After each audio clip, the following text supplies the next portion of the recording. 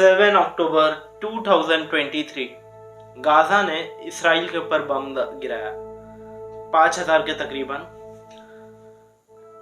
ये इंसिडेंट्स के बाद मेरे काफ़ी दोस्त मुझसे पूछते हैं तू इसराइल के साइड है या गाजा के साइड है।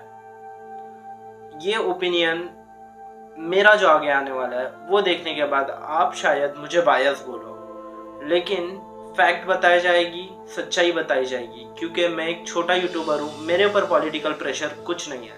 आप कोई भी बड़े यूट्यूबर का चैनल जाके देखो, उन लोगों के ऊपर पॉलिटिकल प्रेशर है, सच्चाई कोई नहीं बता रहा। तो ये वीडियो में एक सच्चाई बताई जाएगी।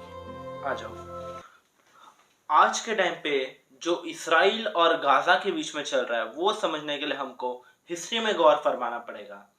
और अगर हिस्ट्री में हम गौर फरमाए तो हमको मिलता है कि वर्ल्ड वॉर 1 से पहले इसराइल और गाजा नहीं था।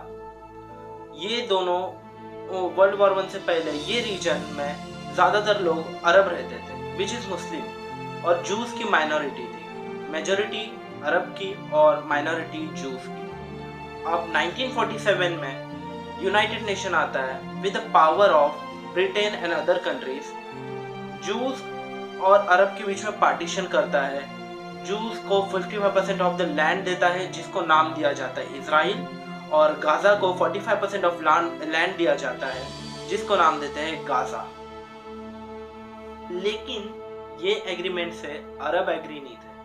अरब ने इसके लिए 1 ईयर तक वॉर किया, और ये वॉर से ब्रिटेन होल्ड बैक जब करने लगा उसके बाद मेन इशू चालू होता है।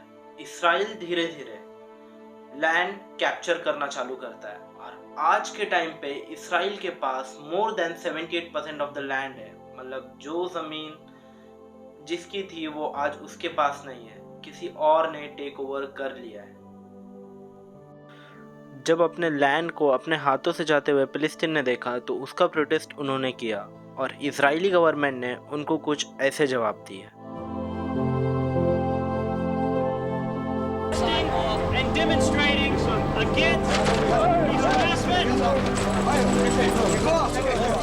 यही चीज को देखते हुए गाजा में एक पार्टी फॉर्म होती है जिसका नाम है हमास। ये सब फ्रस्ट्रेशन को निकालने के लिए हमास का मेन गोल था कि कैसे ना कैसे गाजा को अपना लैंड वापस दिलाना, और एक कंट्री अपना लैंड ऐसी नहीं वापस देगी, और जो कंट्री उससे 78% टाइम छोटी है वो कैसे लड़ेगी। या तो वो सरेंडर कर देगी, हार मान जाएगी, वो कंट्री को टेक ओवर करने देगी अपनी कंट्री, या फिर अपने पूरी पावर से लड़ेगी। और हमास ने वही किया, अपनी पूरी पावर से लड़ा है। Australia. Hamas, which has a militant wing and a political arm, won democratic elections in 2006, but wouldn't... By this time, Hamas ने बहुत सारे इंटरनेशनल लॉ ब्रेक किए, और इसराइल ने उससे भी ज़्यादा इंटरनेशनल लॉ ब्रेक किए, मगर हमास को टेररिस्ट बोला गया और इसराइल को टेररिस्ट नहीं बोला गया।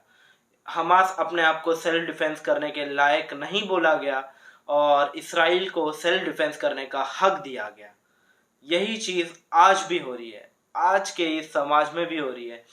अगर हम कुछ सालों पहले जस्ट लाइक 2022 में चले या 2021 में चले, जो जुल्म मस्जिद अल-अक्सा में नमाज पढ़ने वाले मुसलमानों पर किया गया है वो तो कहीं दिखाया भी नहीं गया। इस रमज़ान हो या उससे पहले वाला रमज़ान हो, मस्जिद अल-अक्सा के जितने भी मुसलमान हैं उनको इतना टॉर्चर किया गया, लेकिन एक न्यूज़ ने भी इसको रिपोर्ट नहीं किया, एक न्यूज़ ने भी इसको शो नहीं किया।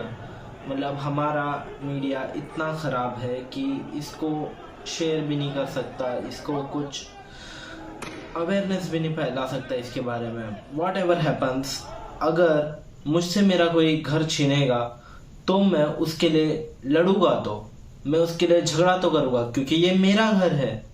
यही चीज़ पैलेस्टीन के साथ हो रही है, तो मैं नहीं समझता कि पैलेस्टीन गलत है। What ever happens, I support Palestine. That's being all. मैं आपसे अलविदा चाहता हूँ। Thank you.